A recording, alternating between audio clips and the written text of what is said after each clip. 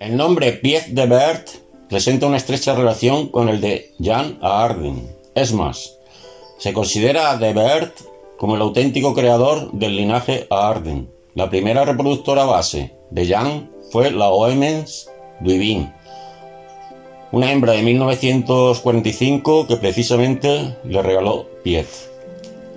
De Weert nació en 1913 en el sur de Holanda. Con 14 años, hacia 1927, visitó por primera vez un palomar. Y no era uno cualquiera, sino el de Co Nijpheus, el mejor colombófilo de toda esa región neerlandesa. No mucho después fue Nijpheus el que visitaba el palomar de Weert a menudo. Piet se convirtió en profesor, compaginando la escritura con la colombofilia, sus dos grandes pasiones. De hecho, escribió numerosos artículos y algunos libros especializados en este deporte. Pero por lo que es conocido es por su contribución a la creación de la paloma de larga distancia moderna, esa que es capaz de volar 12 horas o más sin posarse y a velocidades típicas de las cortas distancias. Entre 1958 y 1962, cuando Piet competía en Bielsbeke junto a Van den Broeke, obtuvo el puesto 3 en el Campeonato Nacional de Bélgica, el 2 y el 6 nacional de la Entente belga, así como el 6 y el 7 en el Campeonato Nacional Absoluto. Sus triunfos fueron muchos más, pero basta con citar estos para hacerse una idea de su maestría. De Weert, en lo que de verdad destacaba era en su sabiduría adquirida con la experiencia y la observación. Por ello se le consideraba colombólogo, es decir, estudioso de las palomas mensajeras, más que colombófilo, volador de palomas de carreras. Tras visitar numerosos palomares, no solo de Bélgica, Holanda, Alemania, otros países europeos y del mundo de primer nivel, comprobó las cualidades que debía poseer una paloma reproductora excepcional. Volviendo al principio, sin Piet, la línea Aarden nunca habría existido. De Weert se hizo muy amigo de Jan, el campeón de Steenbergen, al que se dedican 2 vídeos en este canal. Fue él el que le proporcionó los reproductores base, como la mencionada Oemens Duivin, y además realizó para él los cruzamientos más importantes. Muchos otros colombófilos de renombre, como Stasar, Bricus u Duraí, acudían a él con el mismo fin. Esto es algo que es poco conocido, pero es así. Tal era su sabiduría en el arte de la cría de palomas de carreras. No solo conformó el palomar de Jan Aarden, sino también contribuyó a la formación del de Jos van den Broeke o el de Hermes, entre otros. Se recoge en una antigua revista especializada de la época una anécdota. Jos comentaba que de Weert le aconsejó que asistiera a una subasta en Flandes Occidental y comprara una hembra determinada.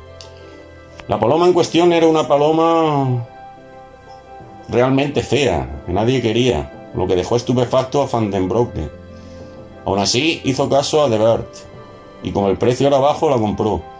Nunca pudo imaginar que aquella hembra, que todos despreciaban, se convertiría en una de las mejores reproductoras de todo Flandes, y que sus descendientes se contarían por miles.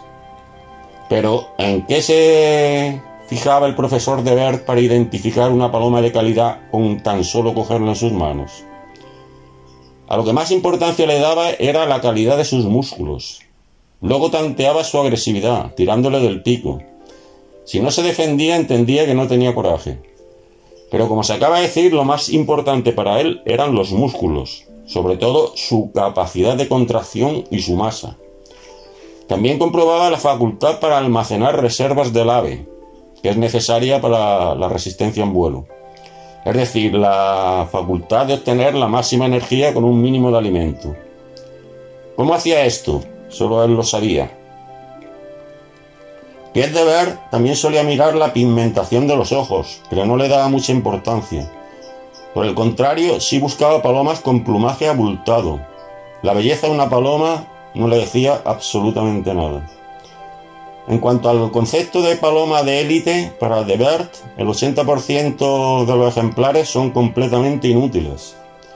y el 20% restante ha de tratarse con sumo cuidado si se quieren conseguir buenos resultados.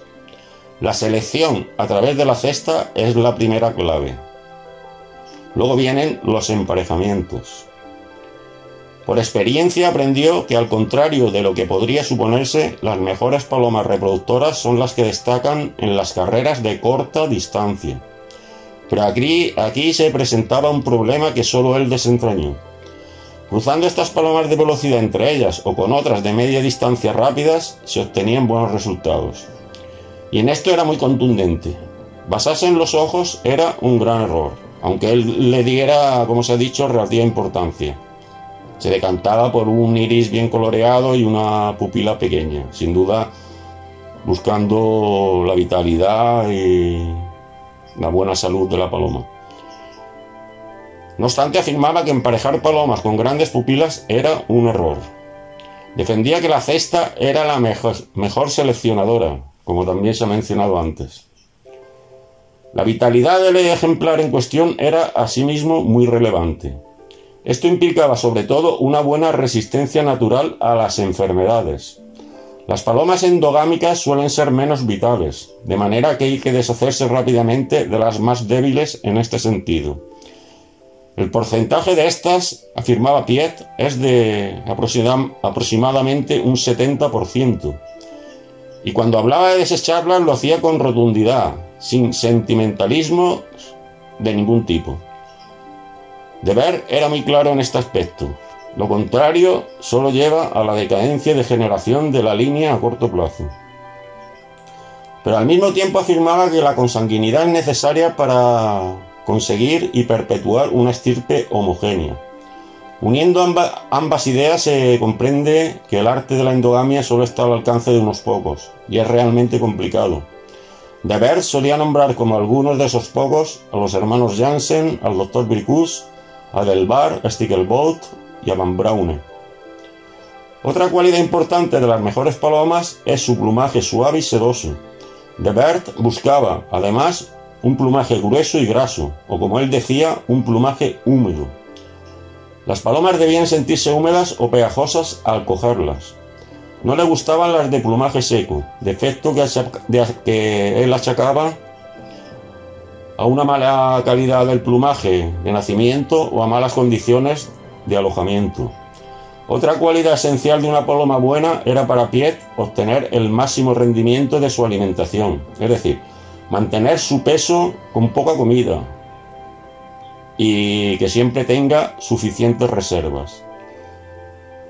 Esto donde mejor se comprueba es en el pecho. Cualquier colombófilo puede hacerlo observando una paloma en forma. Y vamos ya al asunto principal. Piet de Beert constató que la mayoría de las palomas de larga distancia con esas cualidades citadas además poseían un esternón corto y una cola larga.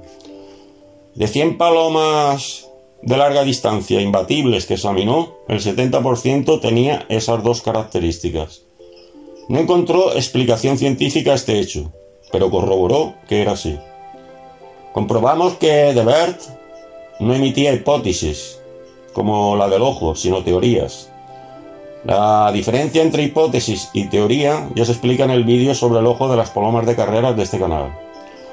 Una teoría se basa en la experiencia, en la constatación de pautas comunes, tras una observación prolongada y exhaustiva. Por tanto, de Beert no especulaba como hacían muchos, aplicaba el método científico, y por ello era el profesor de la colombofilia. Piet afirmaba sin tapujos que la mayoría de los colombófilos no saben criar. Algunos consiguen de vez en cuando una pareja reproductora de nivel, pero a los 5 o 6 años sus productos ya no valen. De Beert lo definía así: la gran mayoría de los colombófilos no distinguen un caballo de carreras de un burro. Por otra parte, muchos aficionados adquieren buenas palomas, pero no saben aparearlas. Piet conocía todo eso y mucho más. Tras la selección en la cesta, el éxito en la colombofilia gira en torno al acoplamiento de los reproductores. Con referencia a la larga distancia, acopló decenas de parejas que otros colombófilos jamás habrían formado. Y siempre eran las de esternón corto y cola larga, por las razones explicadas. Era la cesta la que había definido estas características. Uno de los mayores errores es cruzar estas palomas con otras diferentes físicamente hablando, como por ejemplo con ejemplares con un esternón largo y una cola corta. Eso solo lleva al fracaso. Según Pierre de Bert, la colombofilia se basa solo en tres aspectos, que en realidad es solo uno: buenas palomas y buenas palomas. El resto depende del colombófilo y de la cesta. El colombófilo debe intentar mantener a sus aves sanas y ponerlas en forma en el momento adecuado. La labor de Pierre de Bert fue continuada por su hijo Henk de Bert, al que dedicaremos el siguiente vídeo.